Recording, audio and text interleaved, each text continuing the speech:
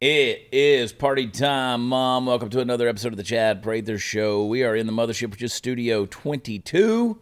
I told you guys yesterday, was it yesterday? Yeah. That I said that I am now a Julian? Yes, Julian. Julian libertarian.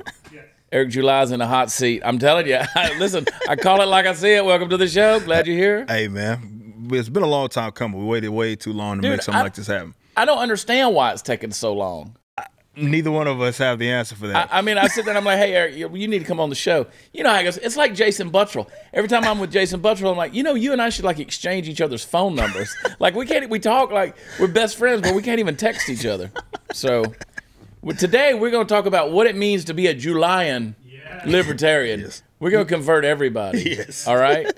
Because I'm wrong on some areas. We're going to get into it. The perfectionist, the puppet master Mark over there pushing the buttons, flying us into the nether regions of all things insanity. Of course, Super Mario Chris Cruz in the house. Oh, my God, the world's gone crazy. I want to remind you guys, what's the day? Wednesday. We're going to be hump day. Let's get some humpy to hump going on in here. The Friday, my last tour show for I don't know how long. I don't know when I'll do another tour show. I may never do another tour show. I might do some one-offs. I'm going to do like the George Strait thing. You know, George Strait said, I'm retiring for touring. And then he started doing all these shows. People were like, I thought he retired. No, he retired from touring. See, that's the caveat. So I'm just tired of touring.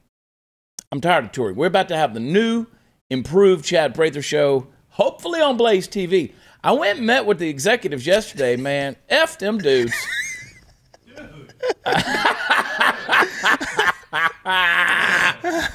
I love them. No, I sat there with Gaston all day long. I sat there for an hour, and all I heard was blah, blah, blah, blah, blah. This is awesome.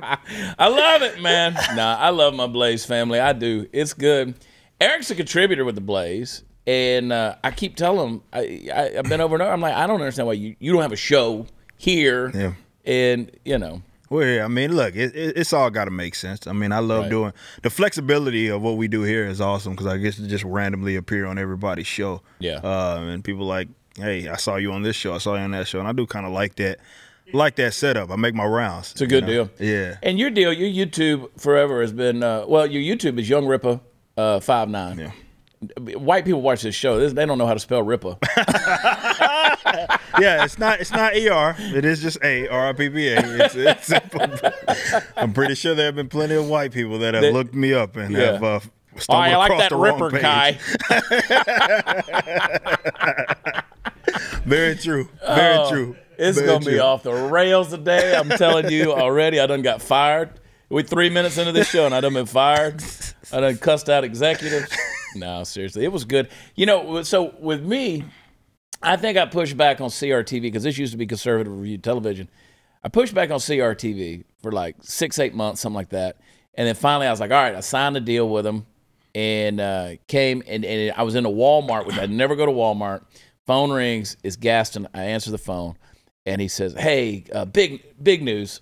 We just merged with the Blaze. And I was like, son of a bitch. Like, my people are going to kill me associating with Beck. Yeah. Glenn Beck. Who's that guy? No, worked out though, right? It's been good. Yeah, I mean, it's the same thing. It's hilarious because, you know, obviously we've all built like kind of relationship with Glenn here. Yeah. And the thing I love about just not only being here, but with Glenn, there's never been any like, we obviously disagree on various topics every now and then, and never once has it been like any conversation. No. Like has been like, hey, tone it down. Don't say that. Never once has that ever been part of it. It's like, hey man, I like me and Glenn talk all the time in the hallway. You said this on this, man. I agree with that.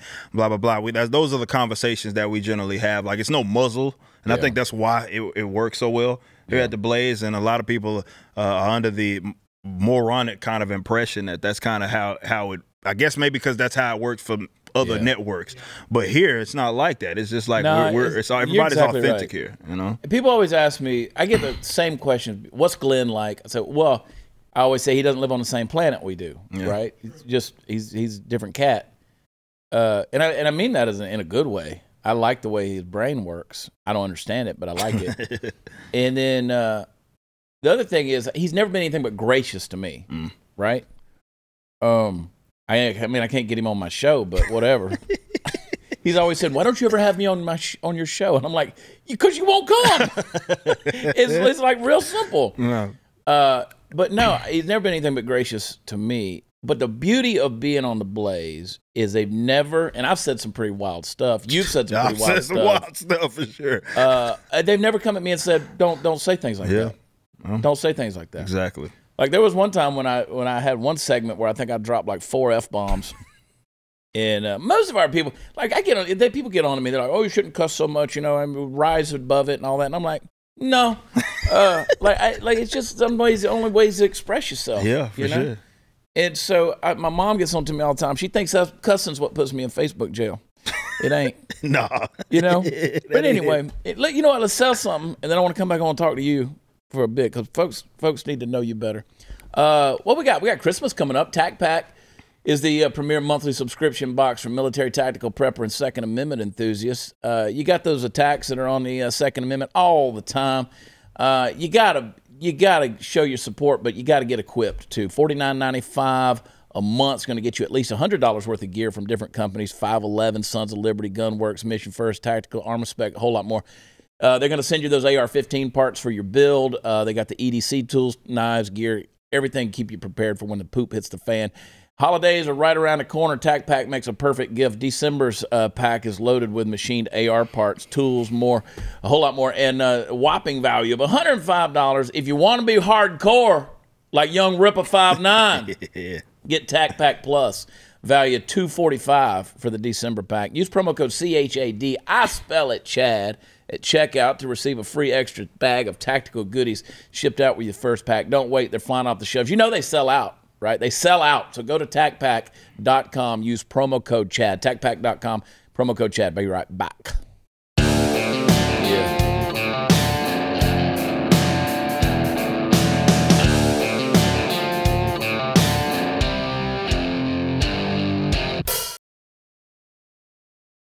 All right, we're back. Hey, I want to remind everybody, we sold all those socks last week. BlazeSocks.com, is that what it was? Yeah. We sold like 60,000 socks. It was crazy. Yeah. And then I think they restocked some more. Or they're going to keep taking orders till the end of the year, I think. It was the email.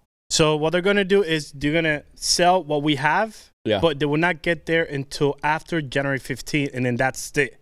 We're done. I got you. So it's a one-time, I think it was like, what, 10,000 socks or something like that? It was a lot. Yeah, I know it was about, but sadly now if you order one today, if there's still any, you will not get it until January 15th. Okay, well, screw them socks. Here's what I want you to do. Just go to chadonblaze.com and buy some merch and use promo code CHAD20. Steve Dace even called me out the other day. He did. What's wrong with his people? Well, easy target. You're last place. Well, I mean, that's because I make $1 million a year on my own merchandise. I'm kidding. Maybe give me a bigger percentage. Maybe cut me in on the deal, man. Anyway, it doesn't matter where you go to shop.blazemedia.com, buy some stuff. It's cool stuff on there. Stu does have the best merch. We're doing Power Hour on Friday. And then I got to go do that live show. That's what I was going to say earlier. So I got the live show in Arlington, Texas, Arlington Music Hall Friday night. And it's Chad Prather and friends, and all my friends have bailed out. Well, I mean, the Ragamuffins will be there, but like Coffee Anderson, I tried to get him. I had Charlotte Corn, I tried to get her. Some other musicians out there that I was like, y'all, come on, they doing Christmas stuff. But y'all are going to be there, so come on, watch Chad.com where all the fun stuff is. And But anyway, so I have had people who've reached out to me and said, I can't believe you're going to do Stu's Power Hour. Because you don't drink, right? Yeah, I don't drink. You don't drink. Because every time we're doing News and Why together, I always got my bottle underneath the thing, and I'll pour a little bit, and I say, and I offer, because I'm nice. Yeah. But you always turn it down. But anyway, they're like, I can't believe you're gonna do Stu's Power Hour, and we're coming to your show. Trust me, it'll be a good show Friday night. I'm a pro. I know how to control myself. All right. See, people think that because you throw up on set every time that you're not under control. I'm under control. They think that I got this. That's a side effect, man. It's all part of the show, people. It's all part of the show. Man, I believe, Eric, that my liberty extends all the way up to where it infringes on somebody else's liberty, and that's when it stops. Yes. Right? I got that freedom. That sound about right? Yeah, that's exactly, the position that I hold, and people that value kind of the same principles that I hold as well. I mean, that you have the liberty until, obviously it infringes. Nobody has the right to infringe upon someone else. In other words, violating their private property rights, be it in self-ownership or whatever it is. And it's such a simple concept. And, you ask your regular individuals, most of them generally agree. I think where the disconnect happens is a lot of folks make more exceptions to that rule than certainly others. And that's where we tend to, where people align themselves certainly politically based upon just that. Because usually most people will agree that they don't have the right to aggress upon you, but they make exceptions certainly in other areas. Generally when it's to kind of facilitate their own personal agendas, then it's free ball game. Yeah. We see that with like vaccines and masks and everything else under the sun.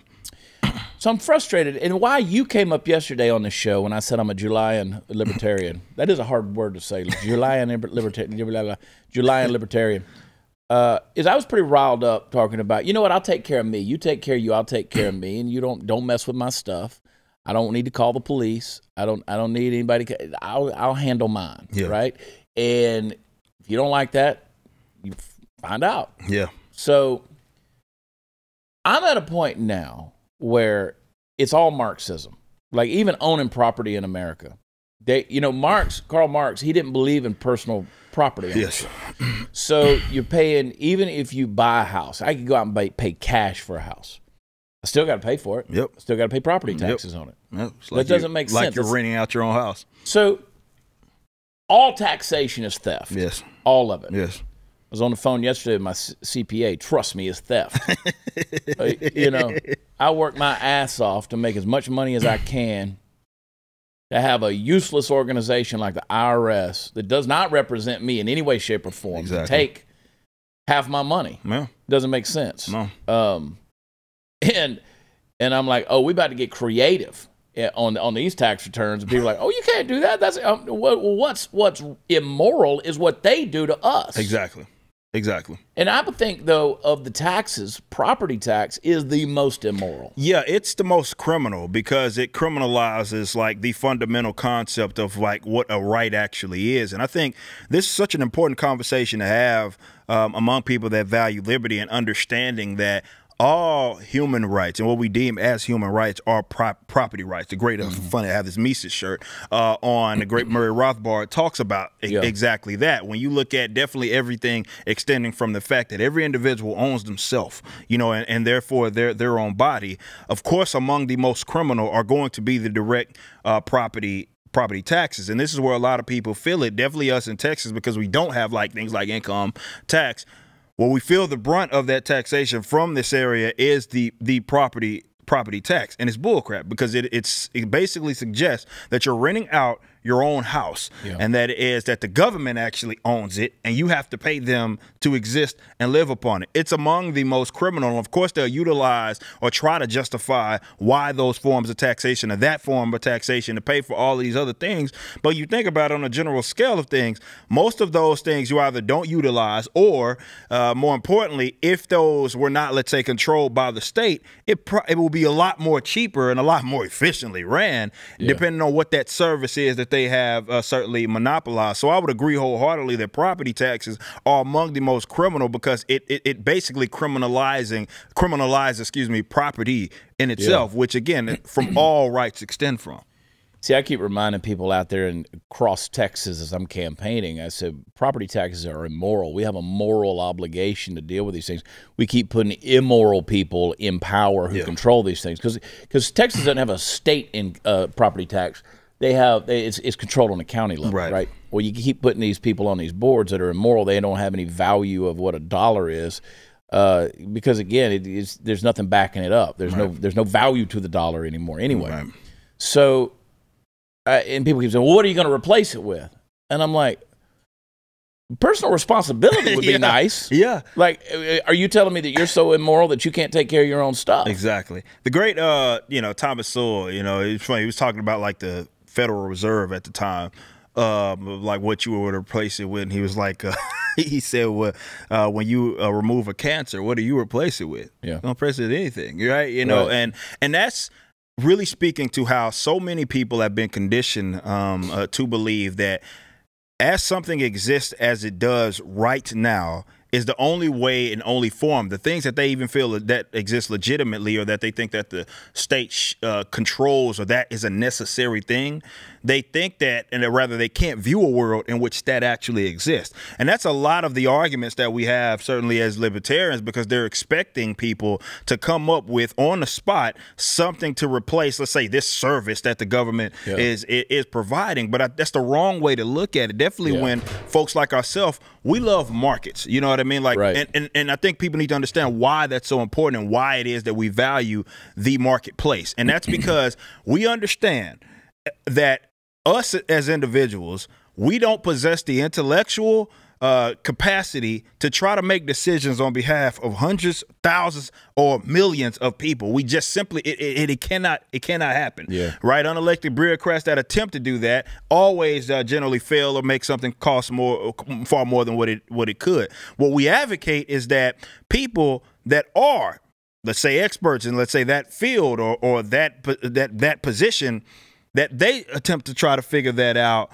And of course, we benefit out of it. Now, we accept that logic with virtually anything else. All of us here at Blaze, for example, have many different talents. You and I do music. We do all these other things, and other people just simply can't do it, fills a void. Some people want to be entertained, blah, blah, blah. But it's important to look at it through that lens, because you should not expect someone to come up with an answer right there, because what that ends up in, like kind of what we talked about in the hallway the other day, is Keynesian economics. And that is this idea that it should be centralized, and these guys can create all of these. This is what a lot of the Keynesian economists do that work for the government. Create $1 million, $1 trillion plans that supposedly fund themselves for 10 years. They know damn well that they can't figure that out. They have no way of knowing exactly how much that money is either going to be worth or how much they're going to spend, which is why they always overshoot or undershoot, depending on what way you look at it.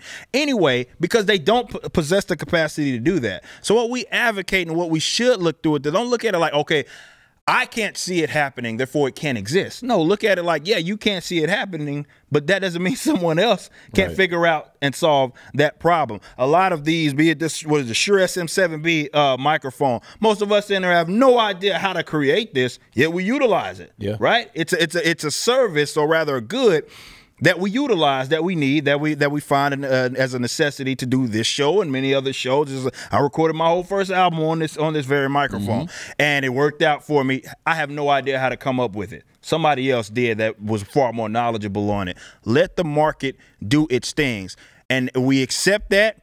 And a lot of other things where we tend to disagree, and where a lot of people tend to like split, is that there's certain things that the state are in control of that they can't see the marketplace, let's say, figuring out a solution for it. But remember, just because you can't see it doesn't mean it can't. Income taxation, definitely at the national level, is a relatively new thing. That was, what, 1913. And yet we had roads and all sorts of things here in America prior to all of that. I mean, y'all watch Little House on the Prairie? Y'all know they still had roads. Exactly. They got places. Exactly. You know, it's funny. Like people come Paul up with was these. Going to Mankato. He know. He knew how to go. It's like people are incentivized to build these flat spaces to get to and fro, and everybody benefits from that, be it businesses and all that sorts of things. But it's just conditioning. People are so conditioned that they feel like the government is legitimately supposed to handle these things. Not that really they can't be handled outside of it. It's that they think that they're supposed to handle it, and that because the government controls it now, it's because it wouldn't be, I guess, created, or it wouldn't be conceptualized in the event that they were removed from it. It's like yesterday we had to come out and make posts about our own company. Like, if you want to receive something by Christmas, today's the deadline to order it, right? Because what? The post office, screw the post office, is going to send your deal from Arlington, Texas to Sacramento, California to get to Little Rock, Arkansas, and who knows when it's going to show up. And I see this stuff every day, these wild routings, and stuff gets lost, and packages. They lost 52 packages of ours in 1 week a couple of weeks ago. Wow. Just lost a bag, just lost it all. And I'm like, we're paying this? I mean, this is what we're paying for. And this is what we're fighting to keep. Yeah, right. And I keep reminding people that you want them to control your health care, education, on it goes. Green energy. Okay, so, you got a perfect example. People are like, well, green energy, it don't work. Well, it could work, but the problem is when it fails, the government goes in and bails them out with your money, and rather than making them stand on their own 2 feet to make them more innovative and effective, they continue to subsidize their failure.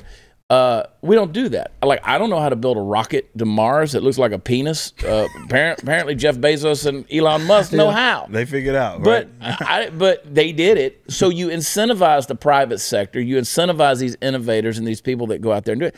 And guess what? Somebody's going to come up with it. But the problem is if you say, okay, we need to – here, this is a problem in Texas. Man, my kid, he can't play football unless he's playing in a $60 million high school stadium that rivals a Division II stadium.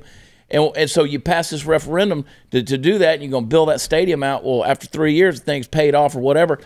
They ain't going to reduce those taxes. Not at all. They've already seen how much you'll take. So they're like, all right, let's stick it to you some more. Yep.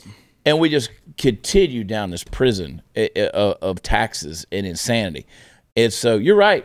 People just don't see it. Yeah, they don't want to see it. I mean, that's what sucks about it all is that you can sit up there and show them. I mean, if people want to go to Mises.org, and this isn't me shilling for them, it's just that there's a lot of useful information that is certainly there in a libertarian space where a lot of thinkers, brilliant thinkers, have actually come up with, like Walter Block was talking about roads. Yeah. Walter Block wrote it's hundreds of pages of figuring out exactly that question. Now, people will think that it doesn't exist. I'm not going to repeat this leftist idiot's name who also does a show over there at YouTube who name dropped me one of his shows talking exactly about that. Who will build the roads? Libertarians don't have an answer. And I'm like, no, there's plenty of them that have the answer. You just don't want to see it, you right? Don't see it. You don't want to see it. It's there, but you don't want to see it because that would absolutely shatter your truth. They need that narrative to be true, and those that benefit from it the most are, of course, the people that are in government that want to remain in power. That's exactly right, and that's exactly what they do. Patriot Mobile. Speaking of innovators, Patriot Mobile, they stand up for what you believe in. A lot of times that can be challenging based on the people you do support out there. Listen, you need to stick with the people that stick with your principles and buy from companies that believe what you believe. And listen, now more than ever, we got to stick together.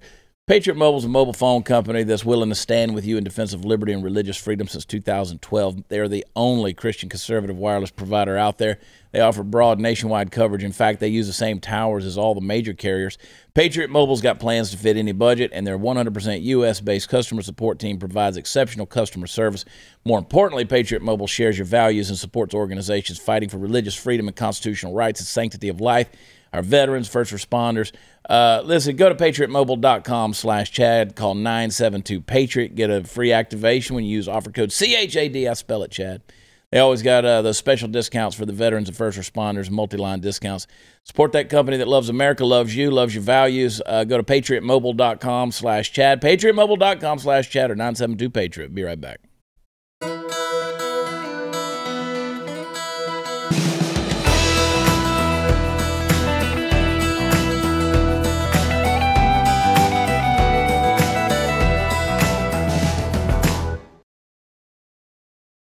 Well, folks, welcome back, and it looks like it might be time for this old cowboy to get into the golf ball selling game. The other day, someone who had the pretty funny idea to order a set of golf balls from the company Titleist, which had the slogan "Let's Go Brandon" emblazoned on them, was informed by the company via a formal email that this particular phrase goes against their standards. Now, in short, he was told that while he could personalize the purchase, the personalization was limited.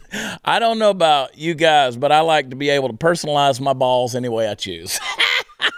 This also applies to golf balls. Now, The really irritating thing about this isn't that you can't put "Let's Go Brandon" on your golf balls if you're ordering from Titleist. No, the irritating thing is that, once again, the hypocrisy of the left as it exists within the big businesses these days constantly rears its ugly head. In this case, you might say to yourself, well, "Let's Go Brandon" is essentially F Joe Biden, so I can understand why they might not want to put that on their product, except that you can get such fine merchandise personalization, for example, F Trump, ACAB, meaning all cops are bastards, Antifa, kill cops, and even kill Trump. Now, nothing makes my blood boil quicker than being dunked in a vat of super hot oil, but a close second is being exposed to hypocritical leftist bullshit all the time. Now, if you want to have a set of standards and practices about a piece of equipment that's probably just going to end up at the bottom of a lake sooner or later, fine.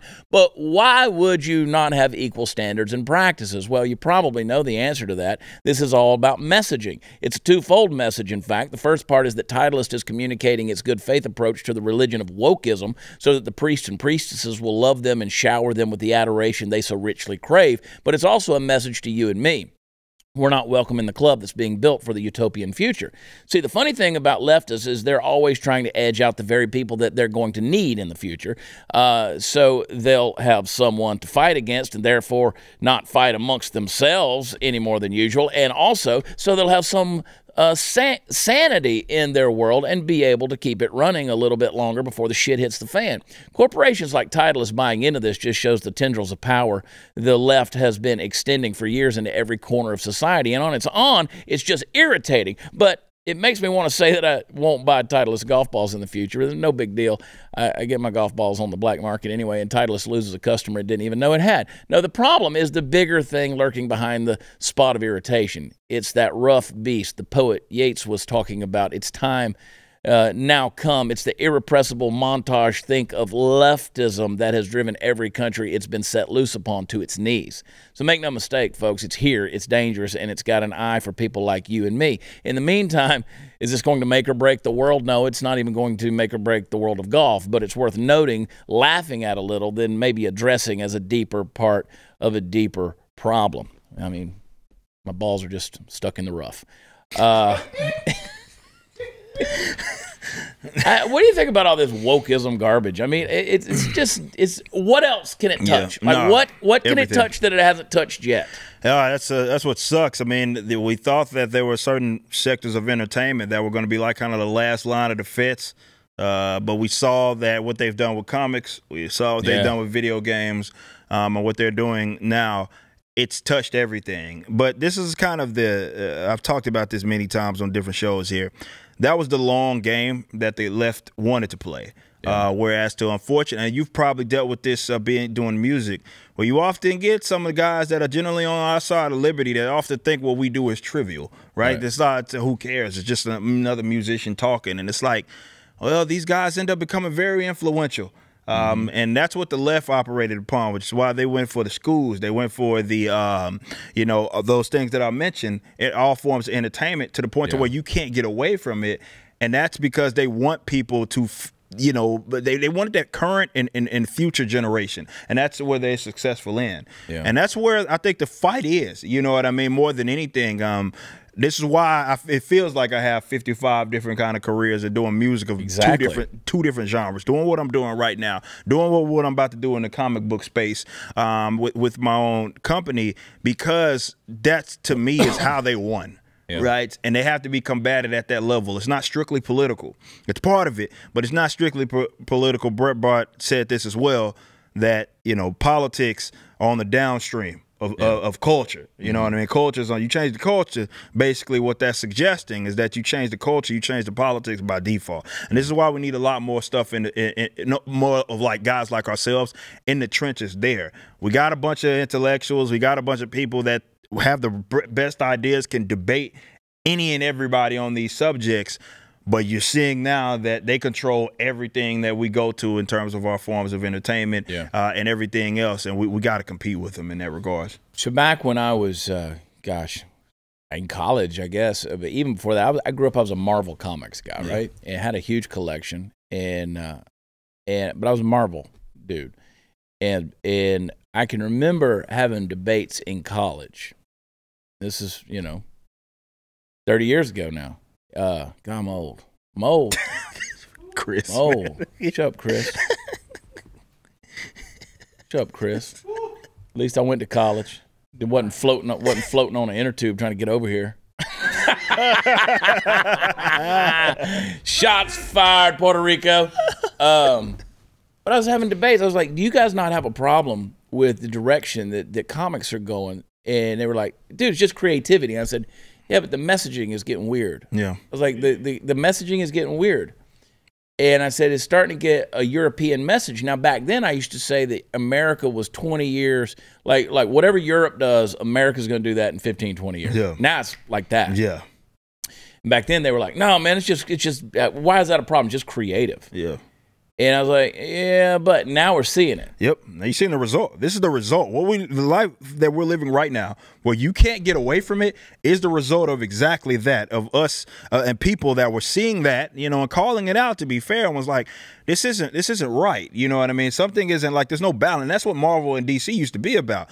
It wasn't that they were just straight apolitical. It was more that there was a balance. Like, you had people that were more seeming to be more favorable to I guess what people would generally deem as like the more blue dog kind of Democrat sort of stuff. But then you had like the Caps of the world as well, and people that kind of were on the other side of the aisle, and both of them were seeming to exist in this overall arching universe. And Stan Lee had talked about a lot of the fact that, yeah, we have all these different guys that are of different political deals, but the reason why, you know, we don't come here to sit up here and just beat you over the head with all of that sort of stuff. That changed. That changed. Yeah. And now, definitely now, you have them. That's exactly what they're doing. And it's just one-sided. It's leftist authoritarianism, and they're beating you over the head over it with the social justice bullcrap. And again, that's because they played the long game. Yeah, it seemed trivial at the time, and there was a great time back in the gap where you didn't have to worry about that sort of stuff. You could just get media. It was just like what it is. Movies are movies, a show's a show.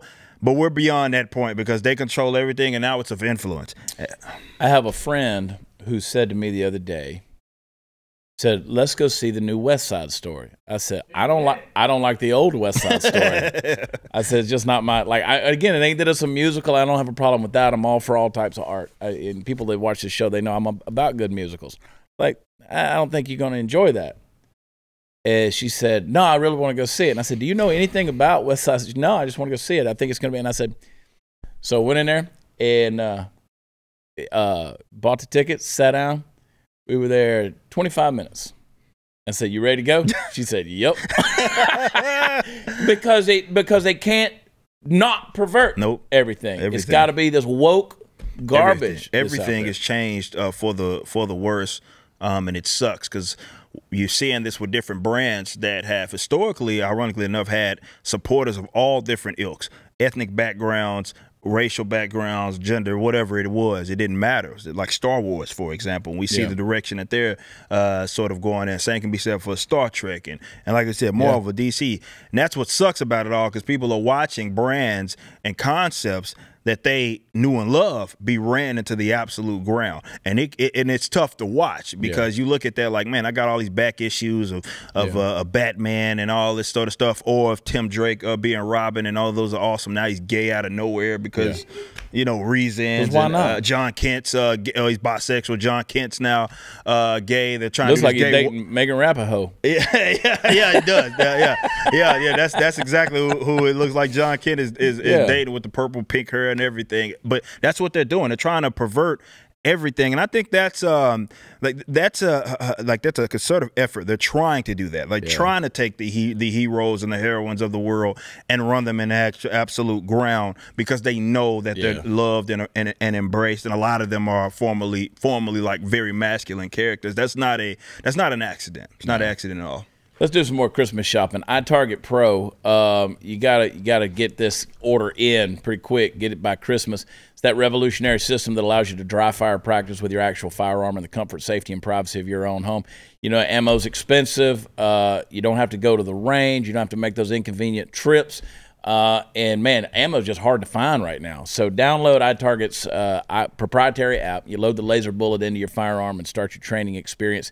It's going to help you develop muscle memory, sharpen target reaction speed, sight alignment, trigger function. It's going to come in all the major calibers plus 223 for your AR, so you can stay sharp with any firearm you own. Go to iTargetPro. That's the letter I, targetpro.com. Save 10% plus get free shipping with offer code CHAD. I spell it, Chad. Smartest way for you to practice. It pays for itself in a day.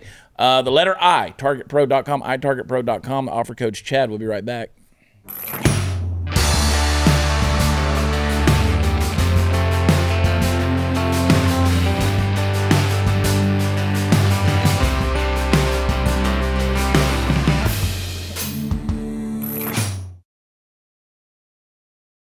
Couple of headlines. They all kind of go together, and I might spend some time talking more about them tomorrow. But I want to get your perspective on this. So you got all this smash and grab stuff that's going on.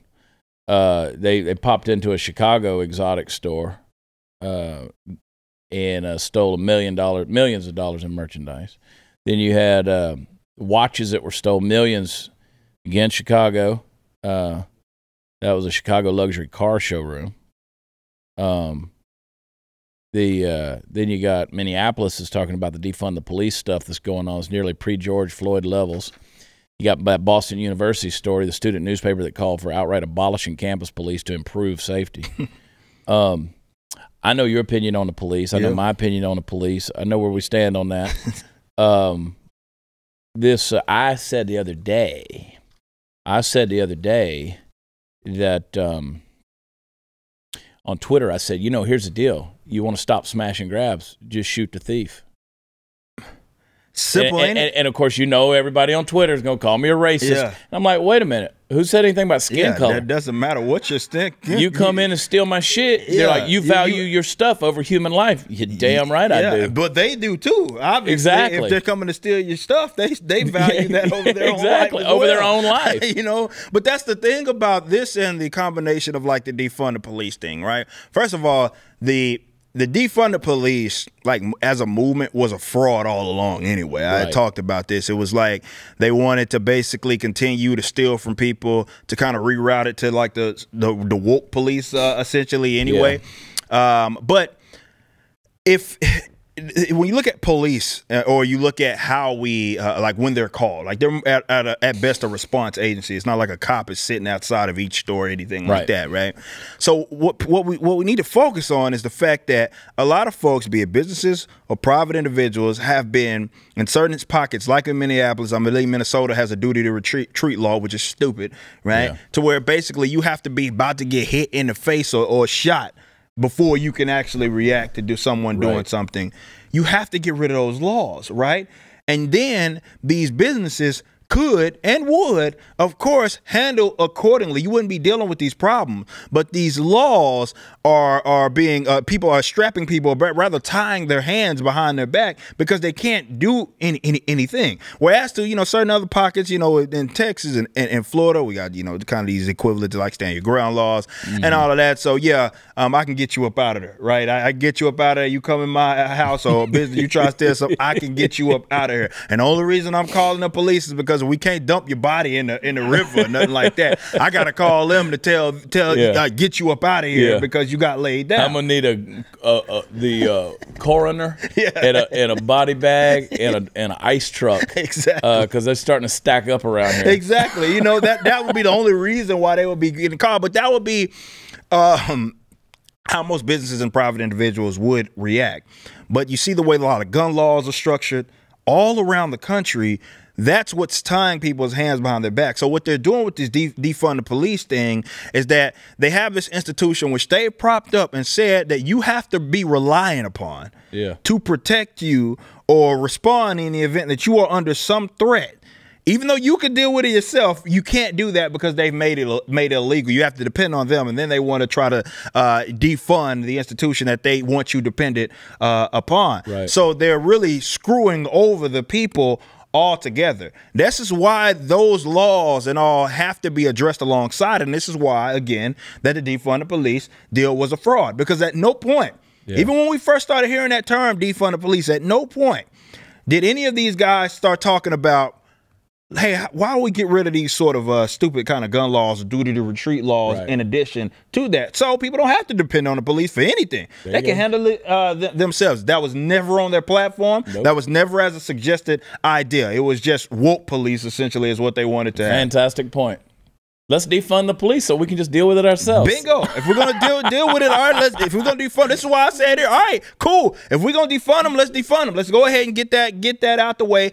But it's important that the people that you're, I guess, stealing from to pay for these police get to keep the money that they have and get rid of all these nonsensical gun laws that unfortunately prevent people from acting on their own accord. Like what you deal with, what you get with that is what you got like within in Minneapolis. And that was, well, I believe it was Minneapolis when this whole George Floyd crap popped off, where you had that, all those riots broke out and you had that pawn shop owner who did what we suggest.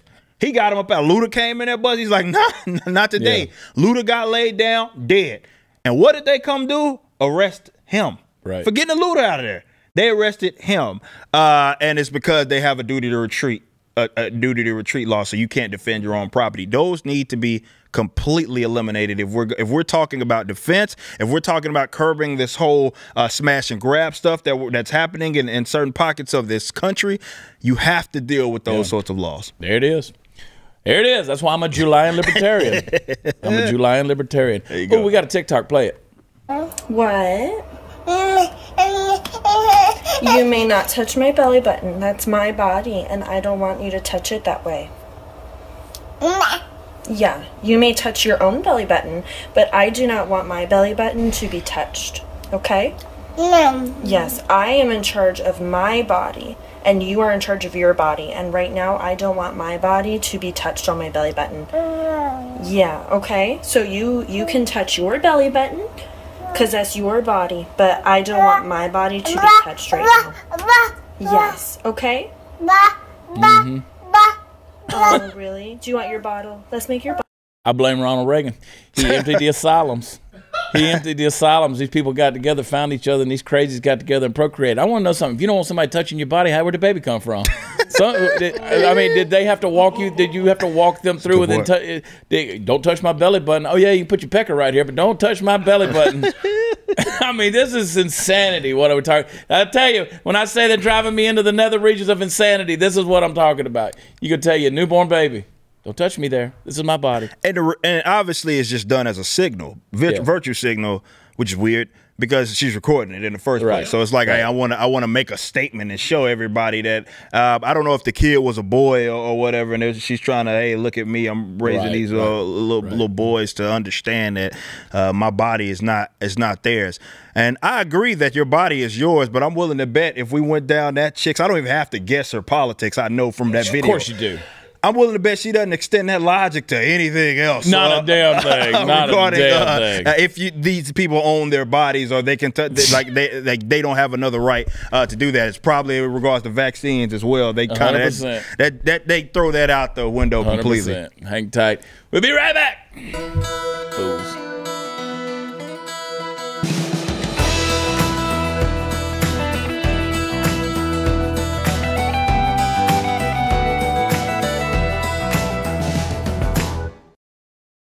You want to keep up with Eric July, and I know you do.